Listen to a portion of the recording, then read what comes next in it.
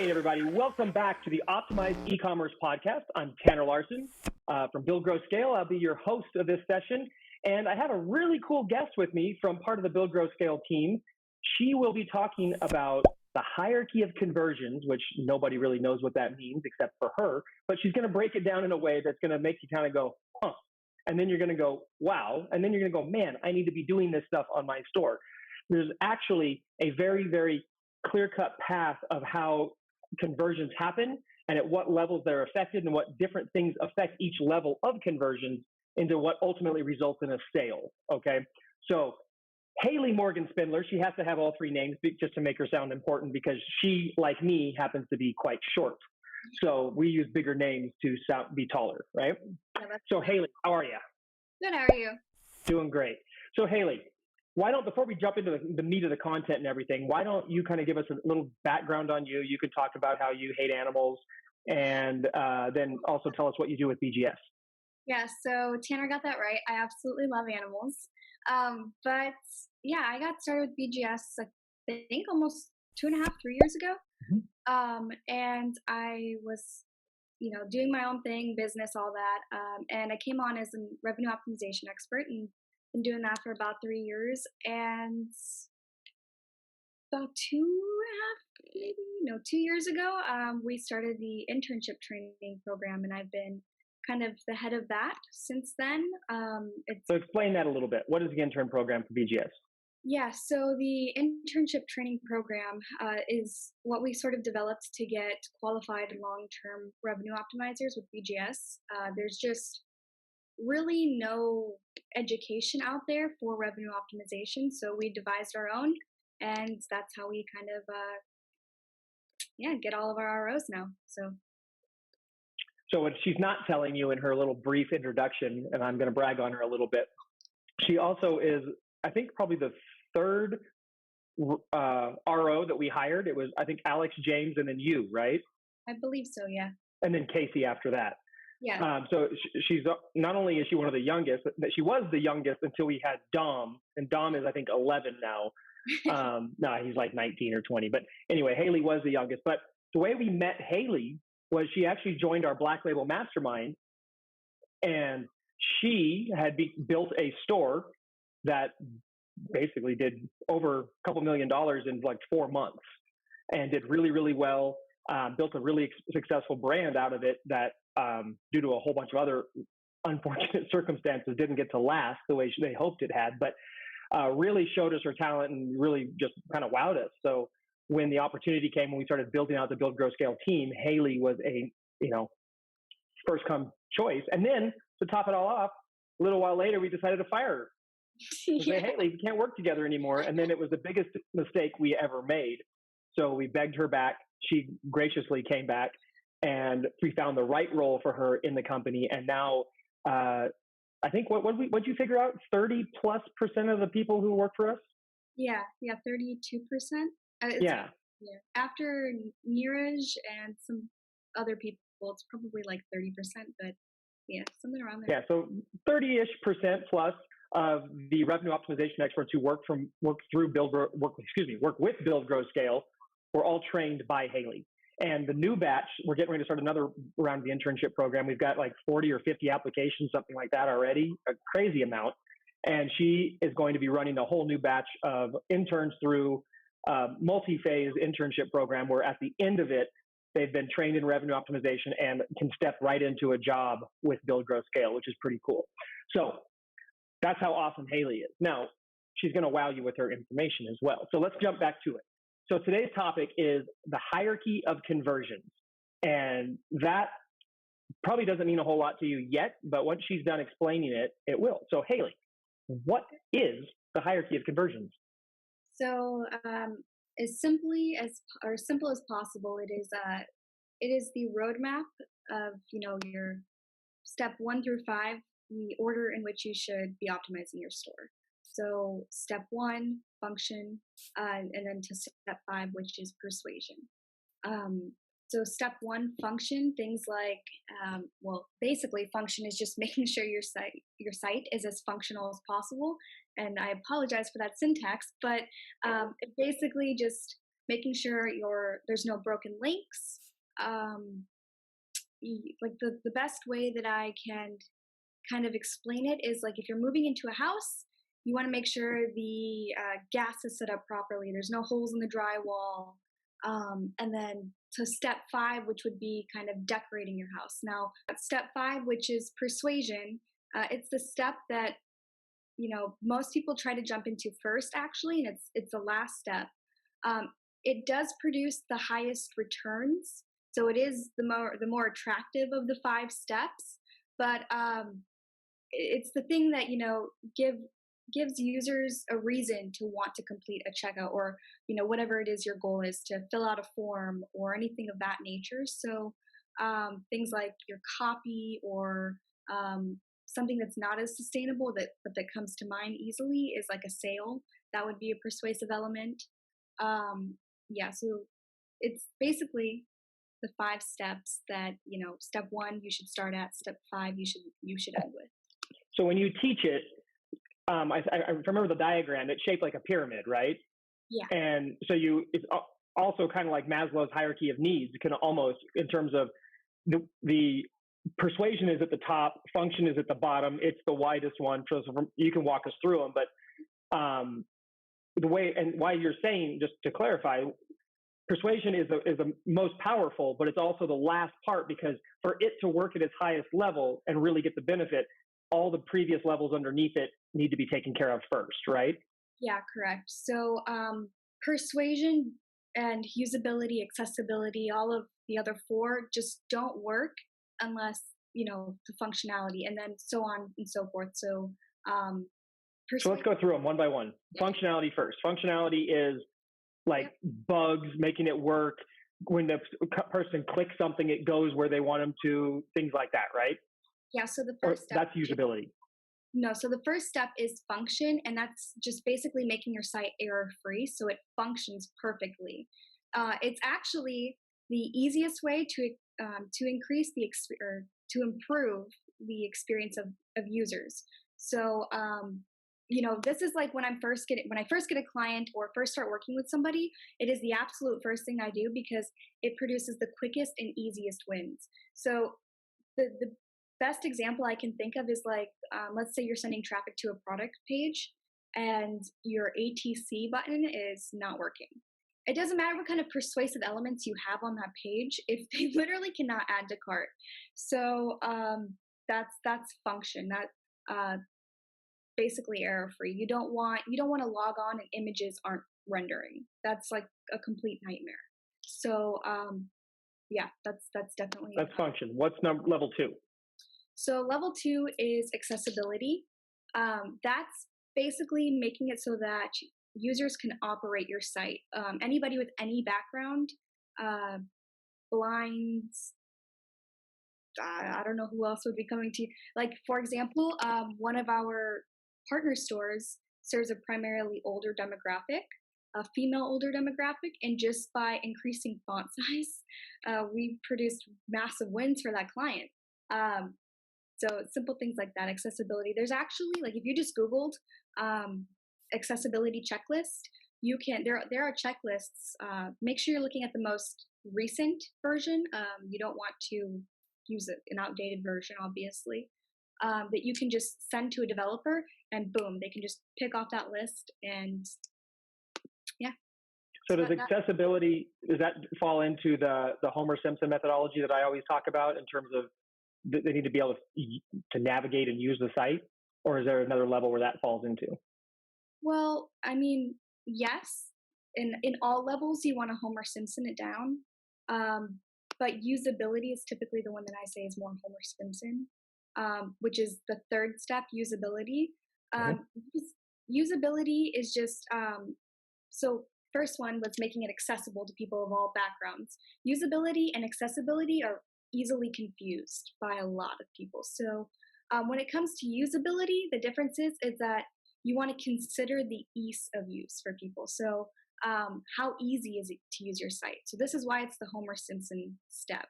Our page designs consistent throughout. That's product pages is typically what I think about when I think about consistent in design, because you'd be surprised how many people or how many business owners I see who don't even have consistent page designs. Is cognitive load at a complete bare minimum. You don't want to have, like, for example, in the checkout, any form fields that are unnecessary. So bigger font sizes.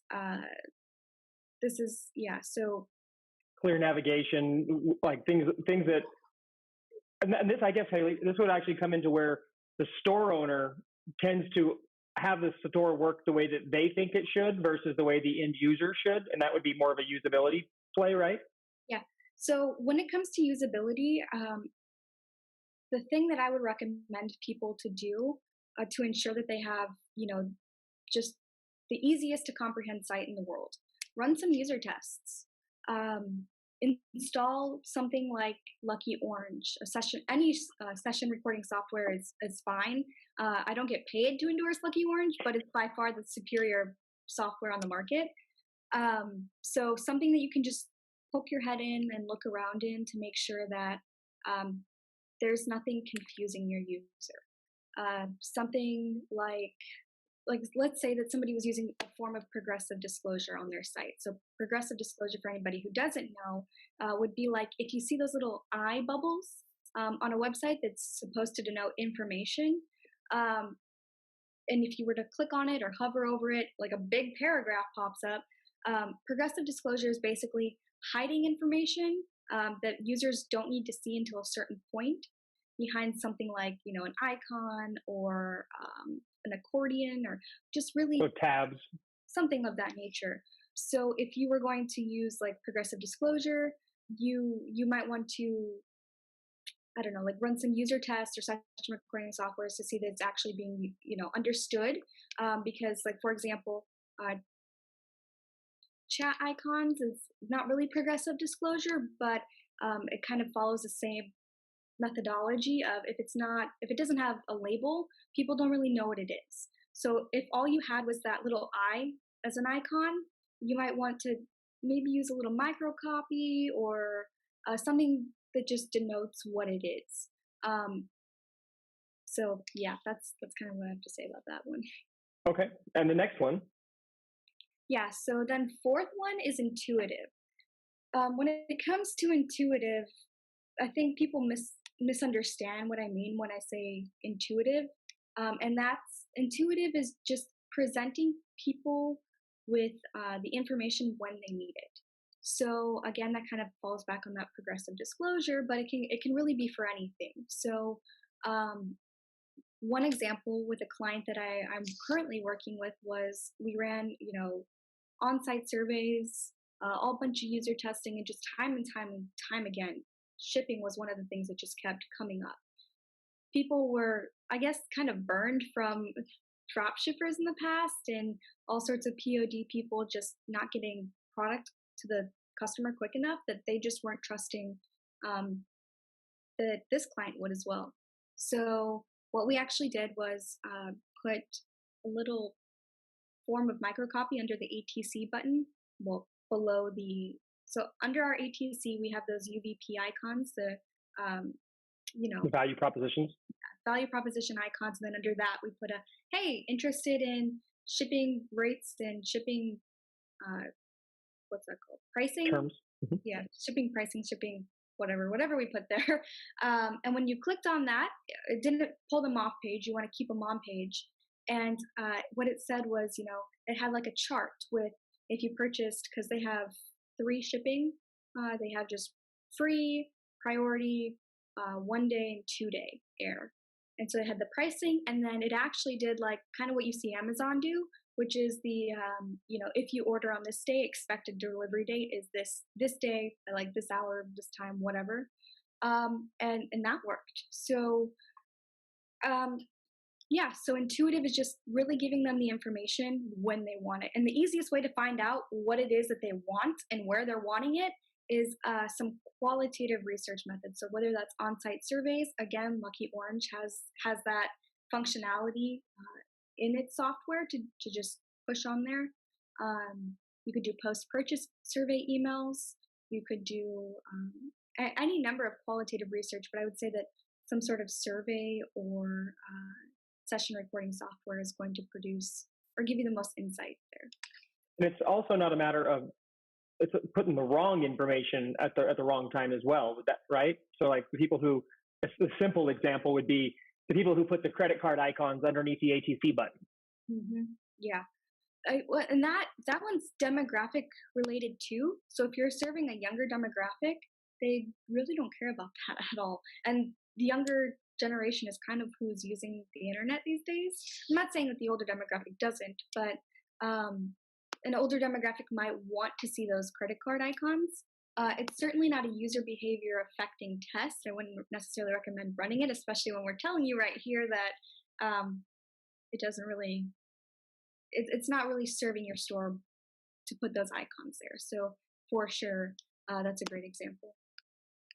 Okay, so we've gone through them. The top is persuasion, which we talked about already, which is basically your copy, your persuasive elements, and the way you're trying to make the sale through your quote unquote marketing.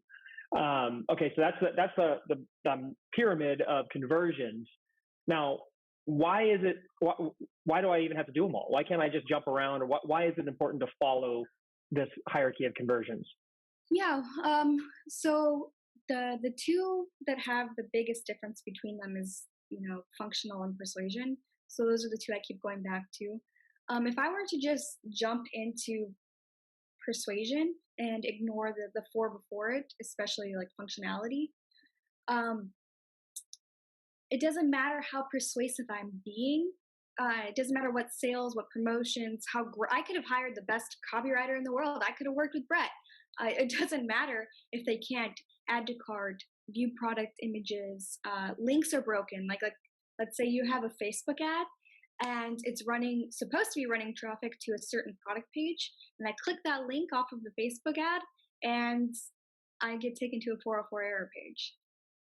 You want to make sure there's no errors whatsoever. And I mean, that happens to people all the time. I've come across it when I'm just, getting targeted to something. I'm like, oh, that looks great.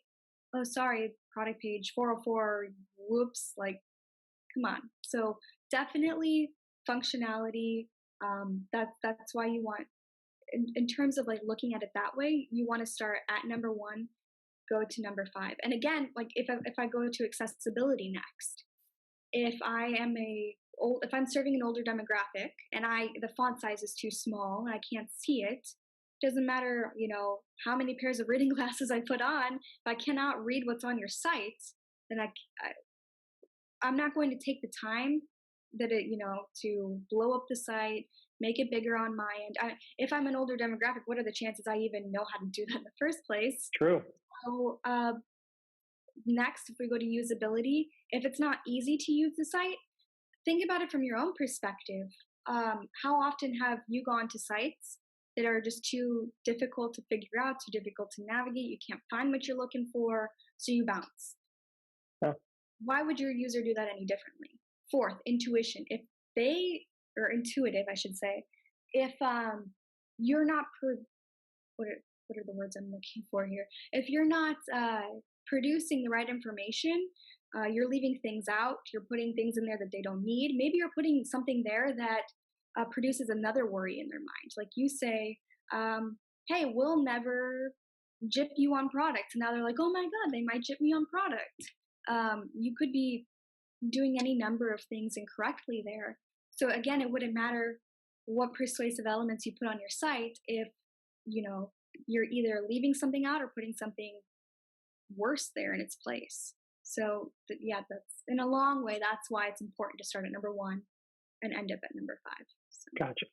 So for like the rest of us who aren't you and aren't like incredibly smart at all this stuff, how can me and the rest of our listeners who don't understand it, how can we best use this in our stores without having to become a revenue optimization expert or, go through your internship program?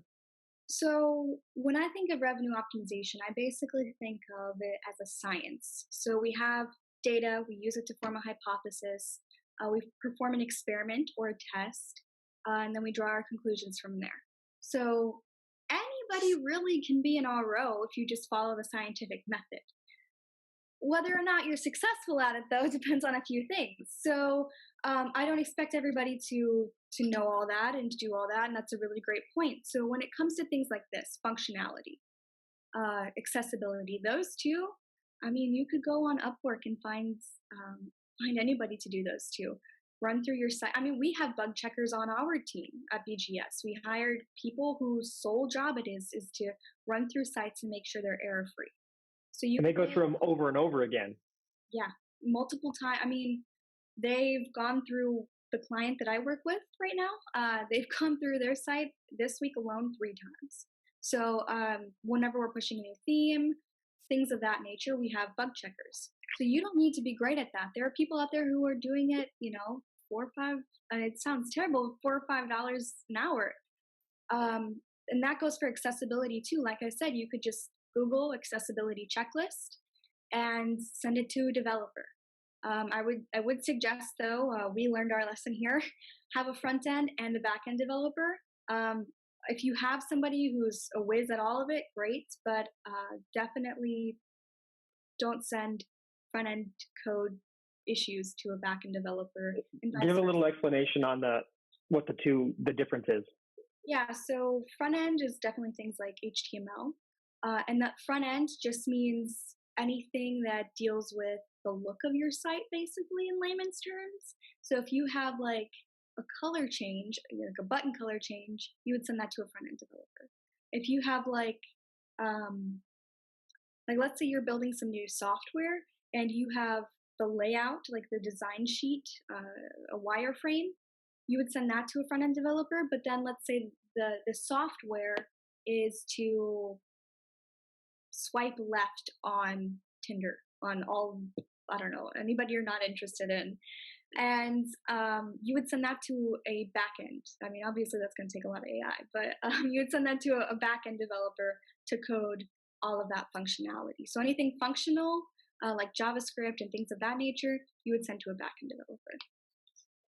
And the reason for that is we found is that they're usually good at one or the other. They're not so great at both, and you wind up with a subpar implementation when you have someone who's a back-end developer trying to do front end. And that's usually what you find. It's either they're really good at graphic side of it and the design, or they're really good at the back-end PHP type programming.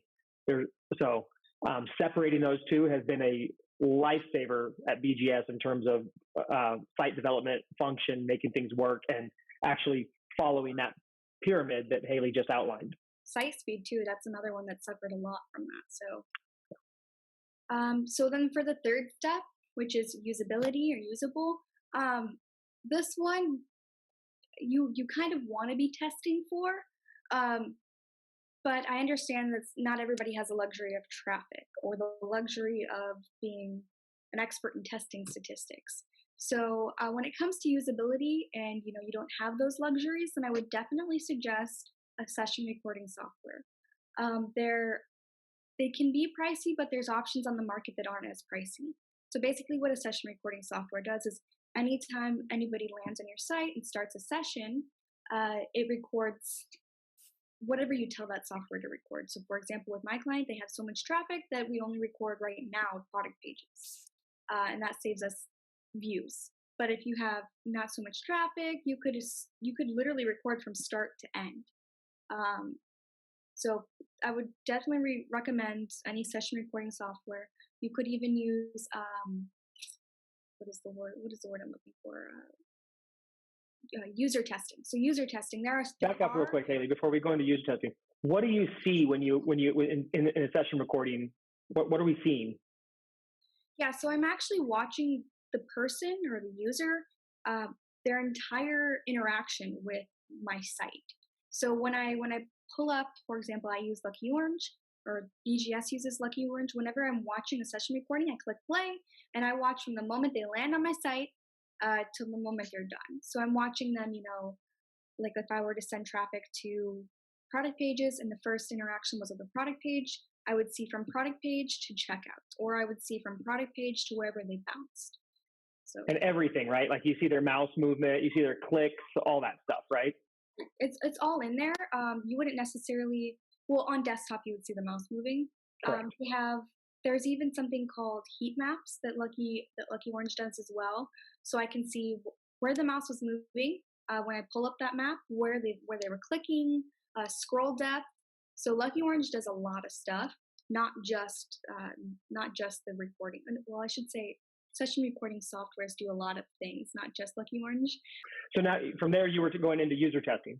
Yeah. So another option, though, session recording software isn't for you, is user testing. So again, there are some softwares out there that just do it for you. The downside to those, though, the users who sign up for these user testing platforms are kind of seasoned, so they know how to use websites, they know how to do things. So when you come up with a list of things and you say, hey, do this, and then they walk through that test, they do everything on the list, it tends to be with ease, because these are seasoned professionals when it comes to using the internet.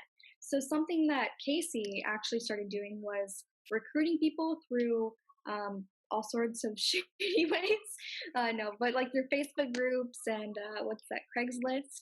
Mm-hmm. So he started recruiting people that way, and then just saying, hey, record your screen as you go through it on your phone or on your computer or whatever it is that you're using. Just record it. He would send them that way. And so he's getting, for example, if he had hypothetically a dog site, he would go to dog groups, and he would he would go to dog groups and say, hey, I'm giving people X amount of dollars to complete this. So it's in his group, or target group, in his age demographic. He would make sure, knowing Casey, he would probably even take it a step further to make sure it's, whatever gendered audience. So you recruit people that way and get a more authentic user. And then that's even a little more cost effective. If you pay $10 a head, people are like, sure, I'll do it for $10, no problem. I don't know what some of the other softwares are charging, but Try My UI, which is an amazing platform, it's a little pricier. So there's more cost-effective solutions out there to get these answers to your usability problems. And then for Intuitive too, the same thing for Intuitive. User testing, session recordings. Those will give you all the answers you need. Even, like I said though, where we got something back was from on-site surveys, which we got from the Lucky Orange platform, and then post-purchase email surveys, which we use something called Wufoo, and we link that up to Klaviyo, and it just sends out all of our emails, and it's an amazing platform. So. And one of the things we do to increase the take rate on those post follow-up surveys. So post-purchase, meaning after they've purchased, we send them a survey saying, hey, answer these questions. Why did you almost not buy? What, different things like that. To incentivize them, we usually give them a gift card back to the store. And you can use the gift card to Amazon or anything else you want. But the cool thing about giving them a gift card to your own store, if you have other products, is they're probably going to go back. And typically, gift card purchasers spend more than they would normally spend with the gift card, because they feel like they've got like free money and they get a better value and they add a little bit to it. So that's a great way to get incentivized and higher levels of responses, at the same time training repeat buyers at through a survey function. Yeah, that's a great point, because when with a client that I used to work with that Mariana works with now, I used to, in 24 hours, I had over 300 responses. I mean, I went to check it the next day and I was like, ooh, that's a lot of data to process. I actually pulled in Irene to help me with it, but it was like a $15 gift card. So we actually implemented that same sort of methodology onto our on-site surveys, on-site polls. So when we use Lucky Orange, there's a main header tag and then like a sub tag underneath it. And we made that main one, blah, blah, blah, discount, blah, blah, blah, get your discount. And then the second headline underneath it was the question, followed by, whatever sort of response. You can leave it open-ended, or you can give them like a multiple choice. Yeah. So, and normally like on an on-site survey, even with the client that I do work with, who does millions and millions of dollars every month, I think it's only halfway through the month and they've already passed what they did last month, we would get like 8 or 10 responses. People just don't want to respond to them. But when I said, hey, take this % off, there were hundreds of responses in, again, 24 hours. I was completely baffled, but also not surprised. So definitely, if you're not getting the response rate that you had hoped to, I would suggest giving that a shot. Well, guys, there you have it. Hierarchy of conversions and how important it is to follow all 5 levels to really get the best bang for your buck and most performance out of your store. Again, as Haley said, almost everybody wants to start with persuasion and ignore everything else. Not maybe because they want to ignore it, maybe just didn't even think about it. But now that you've got the tools and at least the understanding that there are those 5 levels, you can start plugging away and going through them one by one. So right now, guys, what I need you to do is if you enjoyed this episode, please leave a comment or a review below and also subscribe.